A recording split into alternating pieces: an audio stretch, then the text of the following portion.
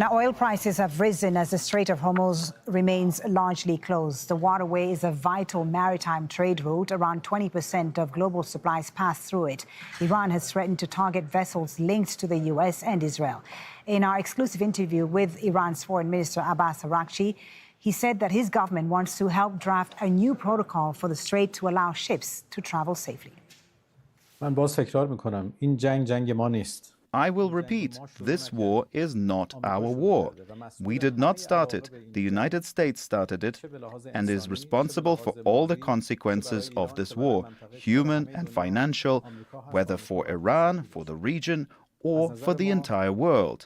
The United States must be held accountable. From our perspective, this is a waterway located next to Iran.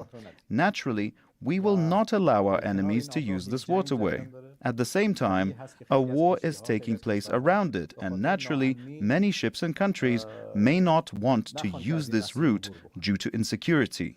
Some countries contact us to discuss safe passage through the Strait of Hormuz, and we try to provide them with the conditions for such passage. Foreign Minister Abbas Araghchi with Ali Hashinam talked to Al Jazeera as his country is under attack by the U.S. and Israel. Stay with us.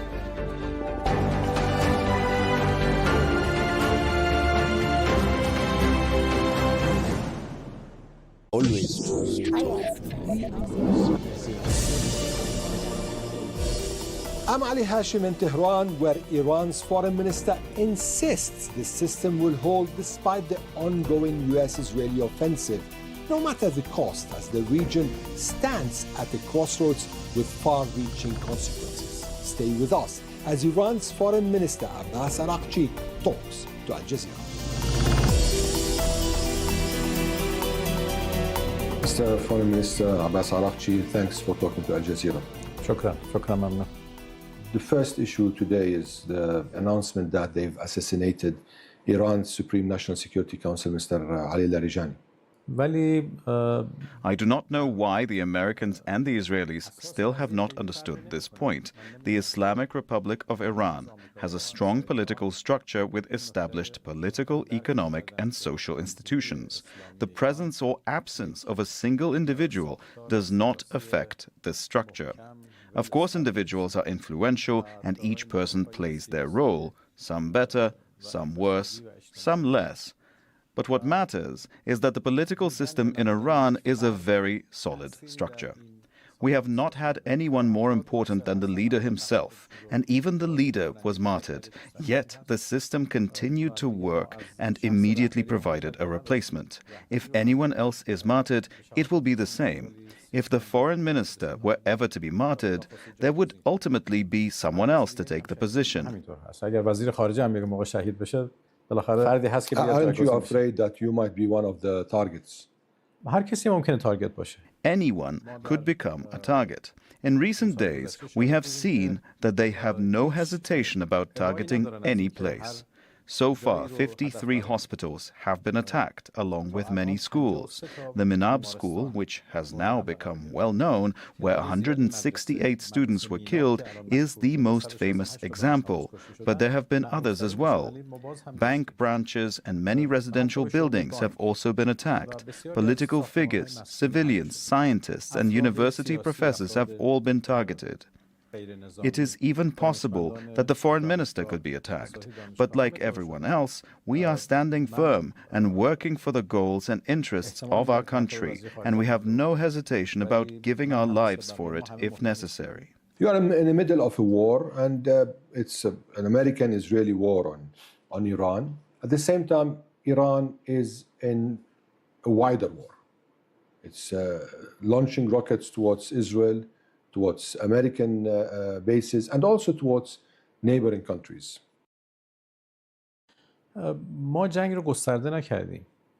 We did not expand the war. The war is inherently expansive. This is a point we had already warned our friends in the region about for a very simple reason. When the United States attacks us, our armed forces, our missiles, and our drones cannot reach U.S. territory. Therefore, we are inevitably compelled to respond by striking U.S. military bases in the region and attacking U.S. military assets in the region. Unfortunately, these assets are spread across the entire region and regrettably are located on the territory of our friendly countries. This is the nature of this war. When the United States attacks us, coming from 10,000 miles away to strike here, it is only natural that we must respond. Involving airports, ports, hotels, sometimes even some residential areas. And there are many people killed. For example, I'll give you an example for myself. I was in Doha. In Doha, all the time, we're hearing the drones, the rockets. And at the end, it's not the idea that these are clear bases, because in a way or another, there are some areas that are residential areas, businesses that are being targeted. Now, in Qatar, they're being intercepted. In some other places, they're not. First of all, I am truly surprised that the world does not speak out about the attacks on Iran's residential areas, the attacks on schools and hospitals. Why does no one talk about these? But I can say with confidence that we have not attacked civilian targets in neighboring countries. We have not targeted them. Of course, in some places there may be collateral consequences, but that has not been our intention. However, when it comes to striking what the Americans call their bases in the region, it is natural that we have not limited ourselves only to their formal military bases. Wherever there has been a concentration of Americans, wherever they have had facilities belonging to them, those places have been targeted. Some of these may have been close to urban areas. This is not our fault. It's the Americans' fault. They evacuated their soldiers from military bases and moved them into hotels inside cities. Overall, it is the United States' behavior that has brought the region to this point. I accept that our friendly countries are upset and that the people of the region have been harmed. That is why Dr. Pezeshkian apologized to the people of the region, because as a result of U.S. aggression against us and our response and retaliation, they may have been affected. But all of this is America's fault. We did not start this war. We are only defending ourselves. There was a lot of controversy around Mr. Pezeshkian's apology, whether this created a rift in the system and whether the military was, in a way or another, reserved towards this apology.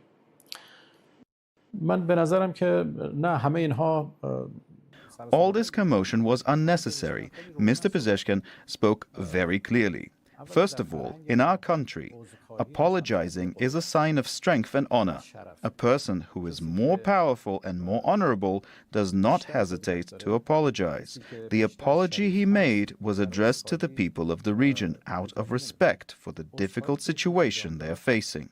The United States attacked us, and we are retaliating, yet we still apologize to the people of the region because they have suffered. There was no internal disagreement within our system. As for why President Pezeshkian's constructive approach did not succeed, the reason lies with the United States and President Trump himself. Immediately after Dr. Pezeshkian's statement, the U.S. President posted a tweet describing the apology as a sign of defeat and declaring that Iran had been defeated using very insulting language. In reality, Mr. Trump killed this approach from the start. He prevented the emergence of a new atmosphere and a new perspective between us and the regional countries. Ultimately, everything about the current situation is the Americans' fault. They must answer, not only to their own people, but also to our people, to the people of the region, and to history in the future. This war is not our war, not the war of the American people, nor the war of the region. It is America's war, a war that the United States itself chose. It's a war of choice. Yeah, but you're losing friends. Alongside with this war, you're losing friends. Because now, for example, in countries like Oman, Qatar, UAE, Bahrain, Saudi Arabia, which you had a deal with, in China, Kuwait, Iraq, Turkey, Azerbaijan, many countries in the region. Our people are our best friends. First and foremost, we must protect them. We must not bargain with the lives of our people because of friends who are making mistakes. Our friends have given the United States military bases over the past 47 years. Over the past 47 years, our friends have built very good relations with the United States, which has been our enemy. They have provided a wide range of services to the United States, and they continue to do so. Some of our friends have established relations with Israel, which is the greatest enemy of the Islamic world. Even now, some of our friends are allowing their territory to be used against us. I do not know whether they officially allow it or not, but their territories are being used. CENTCOM openly says that, for example, HIMARS short-range missiles are being launched from inside regional countries. When 3 American F-15 aircraft in Kuwait are said to have been mistakenly shot down, no one asks what they were doing in Kuwait. Obviously, they were passing through Kuwait's airspace on their way towards Iran. For us, protecting the lives of our people is more important than anything else. We hope our friends understand this and realize that over the past 47 years, we have been neighbors and friends, but certain actions have ultimately led to the situation we see today. There is an analysis that Iran was confronting the American war, the American-Israeli war, with turning this into a regional war and also creating a situation of an international crisis, especially with the closure, or at least the situation that is in the Hormuz Strait, which is almost a closure. Did we start it? We did not start it. This war was imposed on us, and we had warned about it in advance. We did not turn this into a regional war simply because attacks are coming from countries in the region. Their military bases in the region are being used against us. It is the United States that has turned it into a regional war, not us. I would like to understand your vision towards the Strait of Hormuz, the closure. You've been saying that everyone is still allowed to pass except for the enemies of Iran. Also, we've heard reports that Iran is putting a condition that there should be transactions in yuan for ships to pass. Also, we heard in the leader's statement that also probably Yemen could enter, and then there are a lot of indications Bab el-Mandab could close. Is Iran trying to suffocate the international economy? من باز تکرار میکنم این جنگ ما نیست. I will repeat, this war is not our war.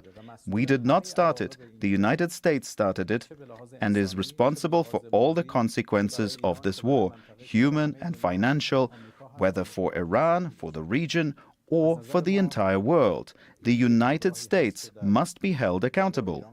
From our perspective, this is a waterway located next to Iran. Naturally, we will not allow our enemies to use this waterway. At the same time, a war is taking place around it, and naturally, many ships and countries may not want to use this route due to insecurity. Some countries contact us to discuss safe passage through the Strait of Hormuz, and we try to provide them with the conditions for such passage. In my view, we need to design new arrangements for the Strait of Hormuz and the way ships pass through it in the future, after the war, so that peaceful navigation through this waterway can be permanently maintained under clear regulations with consideration for Iran's interests and the interests of the region. I believe that after the war, the first step should be drafting a new protocol for the Strait of Hormuz. Naturally, this should be done between the countries that lie on both sides of the strait, as they are the principal parties in this matter, and it should guarantee that safe passage through the strait takes place under specific conditions. Upon whose conditions? You say special conditions. Conditions that ensure peacefulness. We do not want to witness another war in the region, and we do not want to see the strait closed again. There must be regulations and conditions established that guarantee lasting peace in this region. تضمین. What about the Americans now? Yesterday we heard President Trump saying that there are possibilities to reach somewhere. Now, there is nothing solid in what he said, but it's clear that the Americans are in a situation where they're waiting Iran to make the first step. آمریکایی‌ها به نظر من توسط اسرائیل In my view, the Americans were drawn into this war by Israel, or more precisely by Netanyahu himself, and I think they themselves do not even know what their ultimate objective is. Every day they talk about something different. Once about regime change, once about dividing Iran, once about the collapse of the government, and once about unconditional surrender. All this was based on a miscalculation, and now they have realized that because of it, they have found themselves in a difficult situation. Those who were demanding unconditional surrender from us are now forced to seek help, even from their own adversaries, to reopen the Strait of Hormuz, inviting other countries and saying, please help. In my opinion, the United States started this war and must also acknowledge that it made a mistake and put an end to its aggression. We are not seeking a ceasefire because we do not want this scenario to be repeated again after some time. Rather, we want the war to end completely and permanently. In the whole region or just in Iran? Because there's another front in Lebanon also. In the whole region. We desire lasting peace throughout the entire region, encompassing all the countries within it. So if there is a ceasefire that is offered and a lot of guarantees that this is not going to be repeated, but the war, for example, in Lebanon will continue, will this war stop? I don't think so. First of all, we do not believe in a ceasefire. We believe in ending the war. And ending the war means exactly that, ending the war on all fronts. I think this is also in the interest of peace in the region, that once and for all the issue of war in the region is resolved, and that we witness peace throughout the region, in Lebanon, in Yemen, in Iraq, in Iran, and in other countries of the region. The region should become a stable region characterized by peace, development, and progress. I believe that peace in the region must be comprehensive, encompassing all dimensions of peace and including all countries. Now, given the fact that right now we are in a new era in Iran, in the middle of the war, there is a new leader. Of course, there'll be new policies, new projection of strategies. And also, we know that the late leader, Ayatollah Khamenei, had a fatwa with respect to the nuclear weapons. Does this fatwa continue with the new leadership, or the new leader could change it? Mainly the nuclear policy of Iran, the nuclear doctrine of Iran, will it change? دکترین هسته ایران یک دکترین صلح‌آمیز بوده. Iran's nuclear doctrine has been a peaceful one, and we have always sought, and still seek, to exercise our rights to benefit from peaceful nuclear energy. A fatwa, as you know, depends on the person who issues it. I am not yet in a position to judge what the new leader's jurisprudential or political stance on this matter will be. My understanding is that it should not differ greatly from our previous policies, but we must wait until we become aware of his views. There have been a lot of questions with respect to the new leader, especially that when he addressed the world and Iran mainly, he addressed them through a statement, but no one saw him. Can you tell us more about his situation? Because there were reports from the Iranian television that he was injured in the attack. تا اونجا که من اطلاع دارم ظاهراً جراحات سطحی وجود داشته. As far as I am aware, there were only superficial injuries, and he is still in full health and has the situation under control. When and how he will speak to the people, whether through a statement or in person, is up to him. But the information I have, which I know to be accurate, is that he is in complete health. Based on this, Mr. Trump is saying that he doesn't know with who to talk in Iran. There's no leadership that he knows of. I am astonished. We have a president, we have a foreign minister, we have the leader. All the pillars of the system are in their proper place, and it is perfectly clear who one should be speaking with. Now, let's talk a bit about the possibility of talks, negotiations, coming down the ladder. There are attempts already going on. Anyone trying to reach out to you? کشورهای زیادی هستن از دوستان ما که ایده هایی رو مطرح میکنن. There are many countries, our friends, that have proposed ideas and expressed readiness to play a role in achieving peace. We thank all of our friends who are making efforts in this regard. Our position is the same as what I have stated here, and we have also conveyed it to our friends. We do not accept a ceasefire. However, if there is an idea for ending the war that meets our conditions so that the war ends permanently across the entire region and the damages suffered by Iran are compensated, we will certainly listen to it. ما حتما میشنویم این ایده ها. There are also analysis that maybe one of the countries that could be able to create a situation or an atmosphere or environment for a settlement could be China. How accurate is that?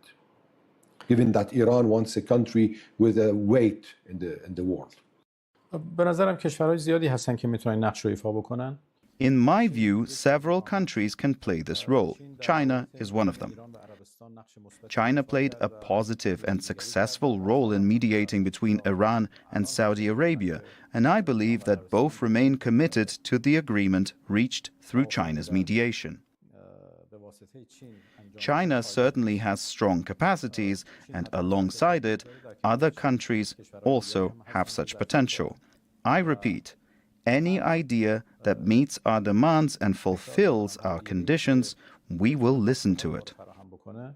و شروط ما رو محقق بکنه ما به اون گوش خواهیم کرد. We've been seeing several messaging going on, at least through the military, through the foreign ministry. Mr.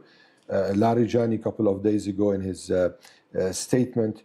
Is there a message you have to President Trump, to the American people? من پیام به مردم آمریکا میتونم بدم. I can give a message to the people of the United States. This war is neither the war of the American people nor the war of Iran. This is Israel's war, designed for Israel's interests, for those who believe in Israel first. The cost is being paid by the people of Iran, the people of the region, and the people of the United States. Both the human and financial costs are being paid by ordinary people, by people standing at gas pumps. This situation must be prevented. خاتمه جنگ I believe that ending the war depends on the will of the American people to compel their government to take a wiser path. که مسیر خردمندانه رو در پیش بگیریم. Mr. Foreign Minister Abbas Araghchi, thank you for talking to Al Jazeera. شکرا ممنون.